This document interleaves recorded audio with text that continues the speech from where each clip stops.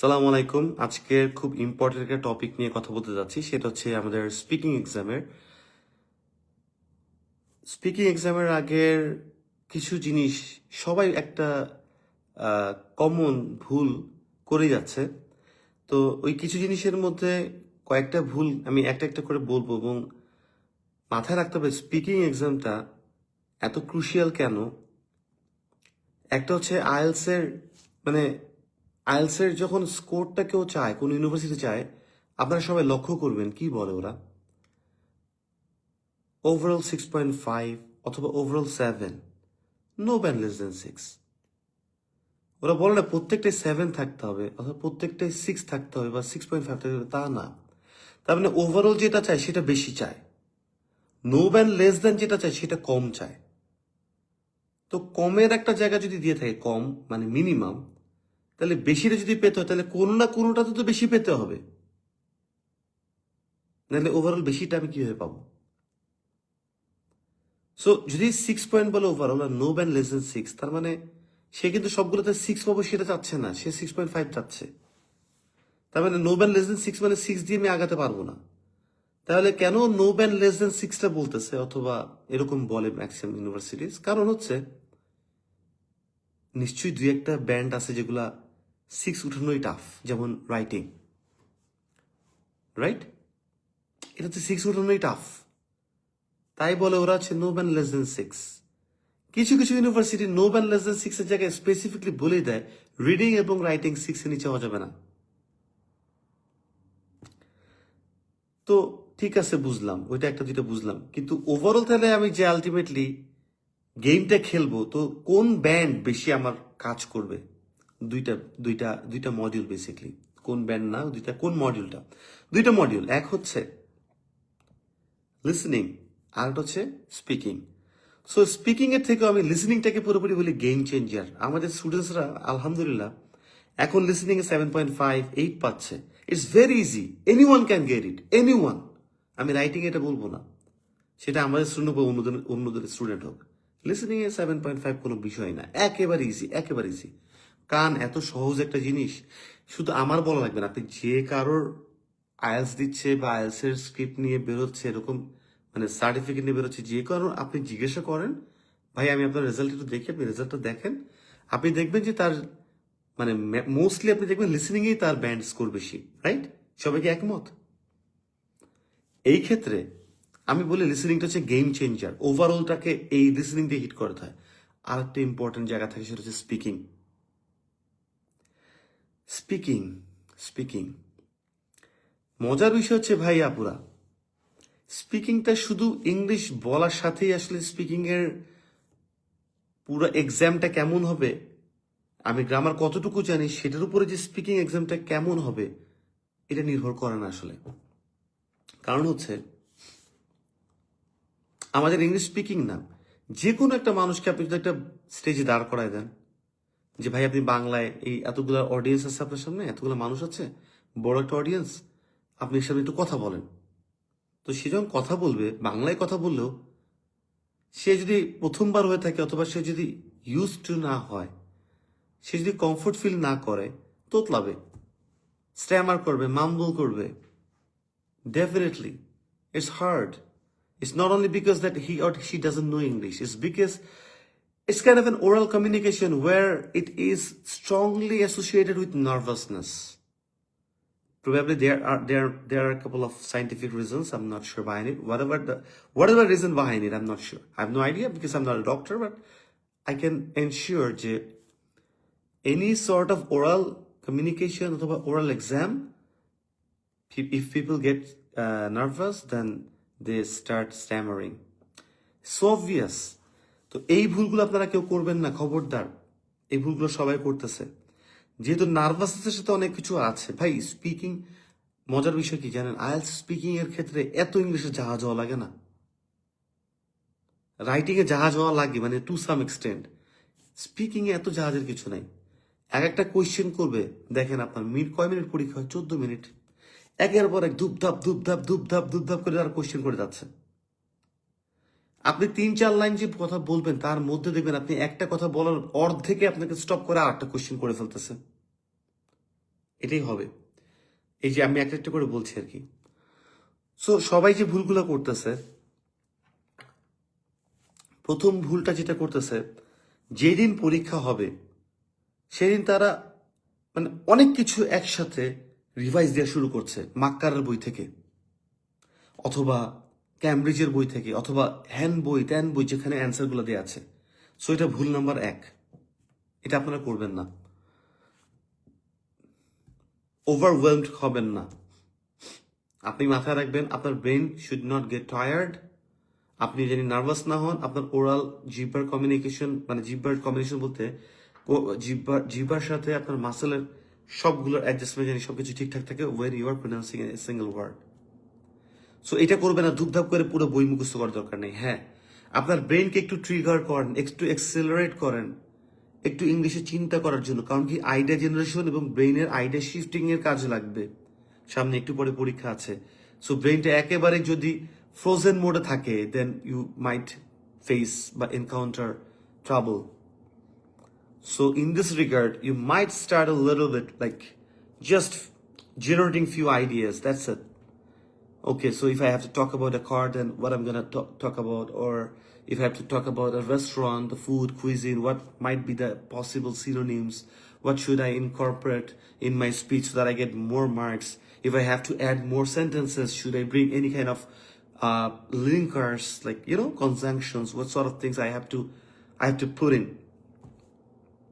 Just আইডিয়ার জন্য একটু, এই যে আমি যে ইংলিশে যতটুকু কথা বললাম না, এতটুকুই যদি একটু চিন্তা করেন না, just it needs a little bit push, that's it, little bit trigger, এতটুকুই। মাক্কার বই পড়বে তো পড়বে না, খবরটা এরকম করবে না, এটা সবাই করতেছে। সেকেন্ড যে ভুলটা করতেছে, একটু মাথা একটু ঠান্ডা মাথায় শুনেন। পরীক্ষার হলে যাওয়ার পরে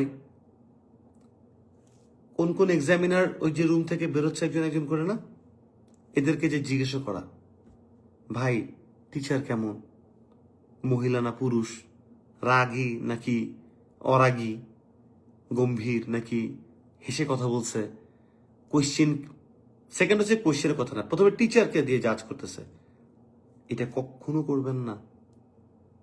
যেই লোকটা বের হয়েছে সেই লোকটা আর আপনি এক না।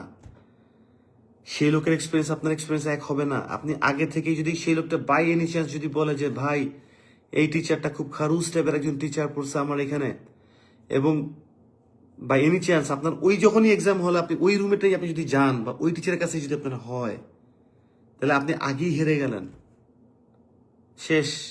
সেকেন্ড গেম চেঞ্জার শেষ, অনলি বিকজ আ ফিডব্যাক। এটা করবেন না, এটা করবেন না কখনোই। কে আসতেছে তার মুখের দিকে তাকাবেন না। সেকেন্ড কোশ্চেন এটা করবেন না, কি জিজ্ঞাসা করেছে। হয়তোবা তাকে টেকনোলজি নিয়ে কিছু জিজ্ঞাসা করছে, আপনাকে নাও করতে পারে। এখন 2-3টা কোশ্চেন করছে, আপনি তখন আপনি কি করবেন জানেন, বা আমি কি করি জানেন, তখন আমরা নিজেরা ওইটার অ্যান্সারটা বের করার চেষ্টা করি। আচ্ছা আমাকে করলে আমি কি করতাম, এরকম কিন্তু হয়, এরকম কিন্তু হয়। সো এই ধরনের এই টেন্ডেন্সি থেকে একটু মুক্ত থাকবেন। এটা আমরা পারি না। আমরা সবসময় চেষ্টা করি, কি বলছে স্যার বলেন তো, টিচার পড়ছে কিরকম, ম্যাডাম কি রাগি নাকি, এটা খবরদার এটা করবেন না। এটা হচ্ছে সেকেন্ড একটা বড় ভুল যেটা আমরা সবাই করতেছি, চান্স পাইলেই এটা করি। No, don't do this. আপনাকে একজন ইনভিজিলেটর আসবেন। ইনভিজিলেটর মানে হচ্ছে যে এখানে আপনাকে একটু বসে টসে দেয়, আপনাকে বুঝায় দেয়। আমার কথা কি শোনা যাচ্ছে?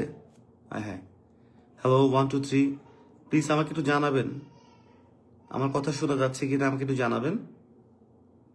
Am I audible? এখানে অনেকেই দেখছেন লাইভটা, আমার কথা কি শোনা যাচ্ছে কিনা? আমি তো মানে শর্ট জানি হয়, সবাই জানি দেখতে পারে এতটুকু জিনিস, একদম পুরো স্ট্রেট টু দ্য পয়েন্ট থাকে না, ওইখান থেকে স্টার্ট করেছি। Am I audible? Please let me no. সবাই একটু আমাকে জানাবেন লিখে, আমাকে শোনা যাচ্ছে কিনা, আমার কথা শোনা যাচ্ছে কিনা। ওকে, সো আর একটা জিনিস যেটা হচ্ছে সেটা হচ্ছে ইনভিজিলেটর আসবেন এবং আপনাকে বলবেন যে আপনি একটু বসেন। ঠিক রুমে ঢোকার আগেই সে নক করবে, টিচারের রুম। আর টিচার যদি নক নাও করে, টিচার যদি আপনার অনলাইনে হয়, for example like if you are on screen, still the invigilator will be communicating with your teacher, like the instructor. Teacher means instructor, examiner basically. Instructor, sorry, আমি instructor কেন বলছি, the examiner. So he or she will be communicating with the examiner that the candidate is already here. So is it okay, or are you ready, or should I send him?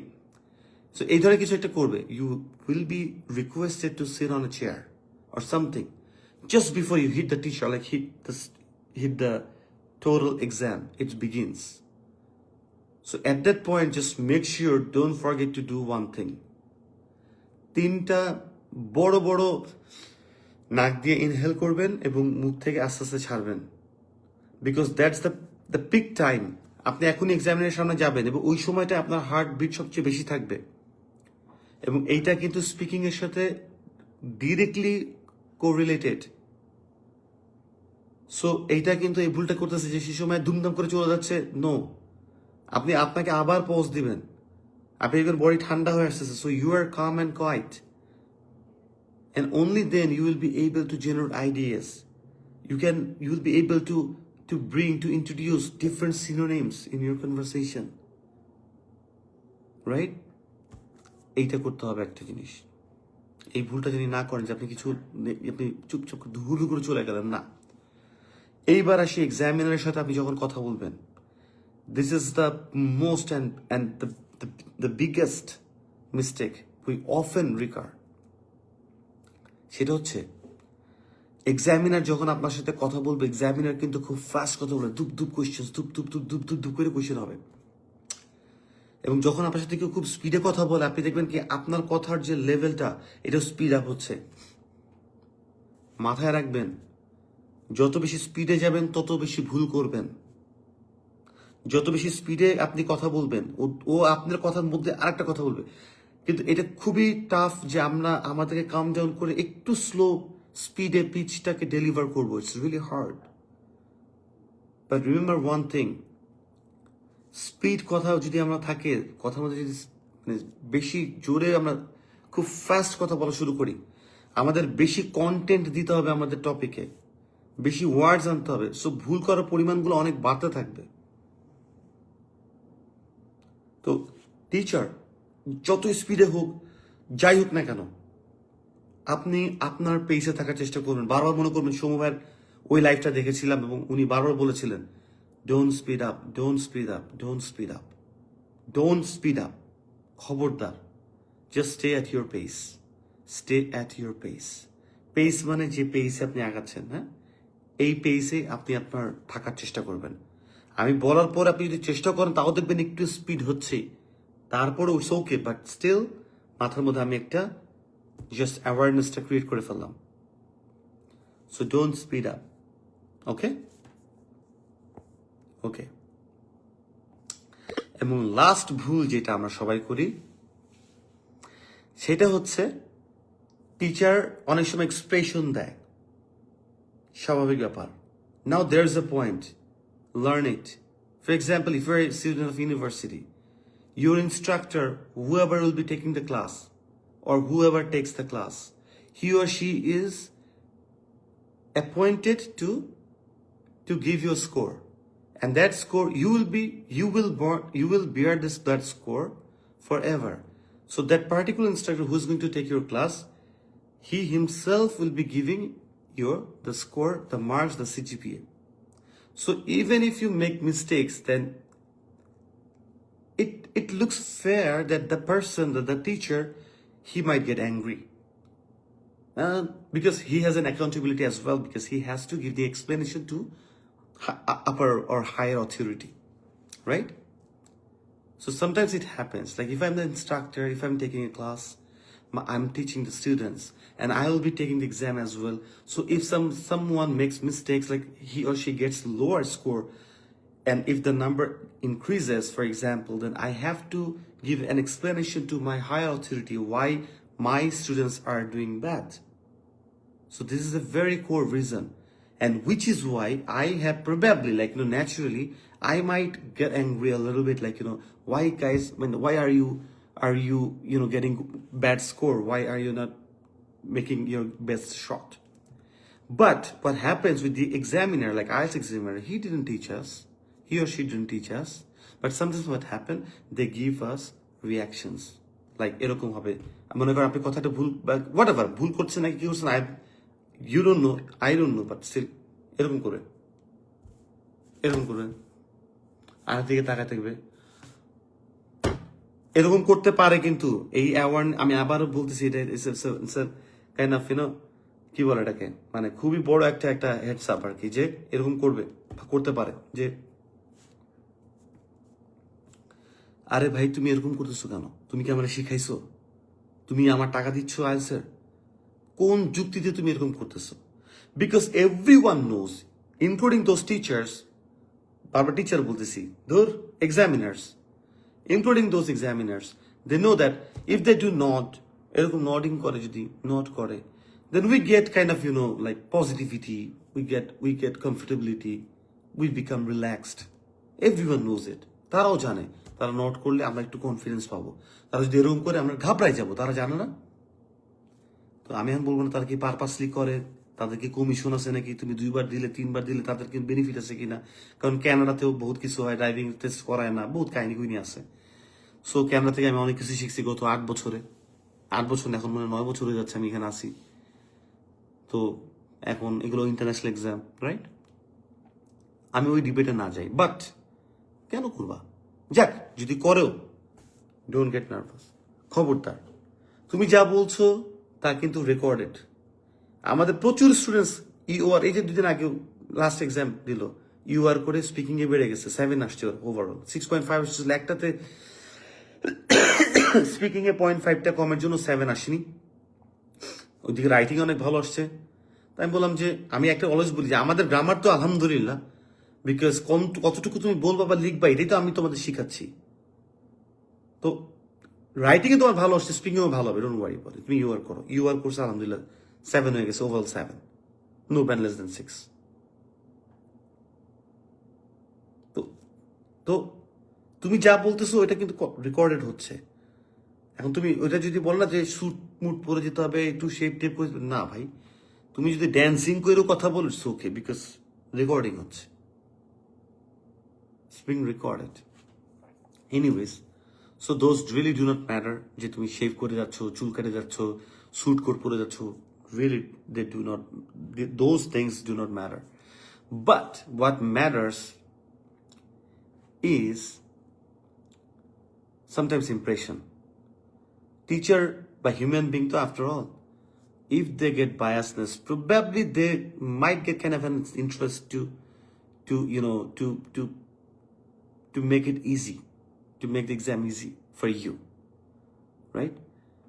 হয়তো বা একটু হালকা question করলো, একটু ছেড়ে দিল, একটু ডানের পরে বামে একটু দুটো ওয়ার্ড পেয়ে গেল, শি নোজ যে কোন শব্দের জন্য তারা করতেছে কি নাকি। আমার একটা পরীক্ষার সময় আমার খেয়াল আছে কি জানি কোশ্চেন করছে, আমি এরকম কিছু করি, আমি জাস্ট অন্য একটা শব্দ 2-3টা বলতে গেছি, চপ করে একটা চলে গেছে, মানে আমি অ্যান্সার বলতে পারিনি, কিন্তু আমি অন্য টপিক আনা শুরু করছি তখন। সো এটা ইংলিশে টেস্ট করতেছিল না, এবং এটা যে বেসিক্যালি কি টেস্ট করতেছে, to be very honest, because whatever we have been taught, to be very honest, I have a doubt যে আসলে একদম বেসিকলি এটার উপরে কি তারা করে নাকি there are something else based on which they do scoring, they give us the marks. তো যাই হোক, দ্যাট সুইচড, আমার স্পিকিং এ 8.5 ছিল, তো দ্যাট শি সুইচড। তা আমি যেটা বলতেছি, sometimes it happens, it might happen, don't look at their expressions, don't take their expressions for granted. এটা করাই যাবে না, এই ভুলটা অনেকে করে, যখন এরকম করে তখনই মনে করে ওহো আমার তো হইল নাই, তাহলে টিচার তো রাগ করছে, আরে ভাই টিচার রাগ করলে আমি কি বলবো না বলবো কি, আমি টিচারে বলতেছি এটা এটা এরকম এরকম এরকম, চোখ মুখ নাক দিয়ে বোঝানোর চেষ্টা করতেছি, টিচার তো বুঝবে না, টিচার যা বুঝাতো তো বুঝাই দিছেই সে নিজেই, যে তোমার আমি আসলে মানে ডিসকারেজ করতেছি, কারণ হয় আমি এক্সপ্রেশন দিব, তোমার আমি কি হই, আমি ইউনিভার্সিটি টিচার হলে আমি হইতাম, ঠিক আছে, তোমার আমি পড়াইছি, তুমি খারাপ করতেছো, আমার মেজাজ খারাপ হয়েছে জন্য আমি এটা কি করলাম এরকম বলতে পারি, উনি কেন বলবে, রাইট? এই ভুলগুলা সবাই করতেছে, এই ভুলগুলো আপনারা করবেন না এখন থেকে, ইনশাল্লাহ স্পিকিং এক্সাম অনেক ভালো হবে। স্পিকিং এ মাথা রাখবেন, স্পিকিং এর ক্ষেত্রে কোনোটাই খুব স্পোকেন কোর্সে যেরকম লেন্দি কনভারসেশন এরকম হয় না, 4-5-6টা লাইনের মধ্যে উত্তরগুলো হয়ে যায়। এগুলো বিভিন্ন জায়গা থেকে আপনি পড়তে পারেন, মাখার বই থেকে পড়তে পারেন, যে কোনো জায়গায় আইডিয়া নিতে পারেন। ব্রেইন শিফটিং এর জন্য আমি একটা লেসন দিই অলওয়েজ, যে কোনো একটা অবজেক্ট দেখলে মেক 5 সেন্টেন্সেস, দিনে at least do this, take this attempt for 20 times, 20টা টপিকে 5টা করে সেন্টেন্স বানান, doesn't matter simple complex, just do this, you can get a good score for sure ইনশাল্লাহ। ঠিক আছে, এটাতে এমন কোনো কিছু নাই, কিন্তু একটু জিহ্বা দিয়ে কথা বলেন যাতে জিহ্বা না বাজে। You will be perfectly all right, don't worry about it, you will be perfectly all right. 7 কোনো বিষয় না, 7 থেকে স্টার্ট করতে হবে। সো জাস্ট অ্যাটেম্পটাই নিতে হবে আমাকে, আর কিচ্ছু না। তো তুমি ভালো করবে ইনশাল্লাহ, don't worry, but don't make this mistakes, ঠিক আছে ইনশাল্লাহ, ওকে। সো আইডিয়া শিফটিংটা একটু রাখতে হবে, জিব্বার যে মানে মাসেলের সাথে যে একটা অ্যাডজাস্টমেন্ট, এটার জন্য একটু কথা বলতে হবে, 2-4টা পার্টনার করে করতে হবে। কি বলবো সেটার জন্য গ্রামারটা শিখতে হবে। আমার চ্যানেলটা একটু দেখেন, ইউটিউবে আছে সমুখ খান IELTS অ্যান্ড বেসিক ইংলিশ। ওই গ্রামার দেখলে আর কোনো কিছু লাগবে না, মানে ইংলিশের বস একদম লিখিত পড়িত যতভাবে বলবো যে ইংলিশে আপনার কোনো সময় কোনো কিছু কাটবে না, কোনো ভুল যাবে না ইংলিশে। মাত্র অল্প কয়টা ক্লাস, সো কয়েকটা ক্লাসই দেওয়া আছে, এখানে করলে অনেকখানি পেয়ে যাবেন আপনারা। আপনারা দেখেন গ্রামারগুলো জিনিস বুঝেন, স্পিকিং এ ডোন্ট মানে কি বলে এটাকে, যে don't get it very tough, very hard. ইনশাল্লাহ ভালো এক্সাম হবে, বাট আমি যে মিস্টেক্স এগুলো কথা বললাম এগুলো আপনারা রিপিট করবেন না। Anyways, thank you very much for watching this live and staying this till this long. আমি সৌম হচ্ছে কানাডা থেকে। আর আরেকটা বিষয় বলতে চাই, যারা যারা 2026 সালে দেশের বাইরে আপনারা অ্যাপ্লাই করতে চান, যদি এখনো আইএলসে ভর্তি হব না দেখি, এই এই ধারণায় থাকেন, অনেক বড় ভুল করতেছেন। কারণ হচ্ছে সেপ্টেম্বর সেশন ধরতে গেলে আপনার এপ্রিলের মধ্যে মোস্ট অফ দ্য ইউনিভার্সিটিস কিন্তু ক্লোজ করে দেয়। সো এখন অলরেডি নভেম্বর শুরু হয়ে গেছে। So if you start now probably it might take 2 to 3 months, কারো 4 months লাগতে পারে, কারো 2 months হতে পারে। বাট আমি যদি এভারেজ 3 months ধরি, নভেম্বর, ডিসেম্বর, জানুয়ারি, দেন ফেব্রুয়ারিতে পরীক্ষা দিতে দিতে, you have very short time. So this is the best time to start. নভেম্বরের 10 তারিখ, 10টা দিন চলে যাচ্ছে, আজকে 10th day. So 9 দিন অলরেডি চলে গেছে দেখতে দেখতে। that this month has just been started, like just মানে বলতে না, just started, but 9 days have come. মাথায় রাখতে হবে, এভাবে করে সময় চলে যাচ্ছে। Don't procrastinate, it's very very bad. Procrastination মানে হচ্ছে লেন্দি করা, করবো করে না। wherever you find suitable for you, go there. সবার জন্য শুভকামনা, সবাই ভালো থাকবেন। আল্লাহ হাফেজ, সালাম আলাইকুম, ফি আমানিল্লাহ।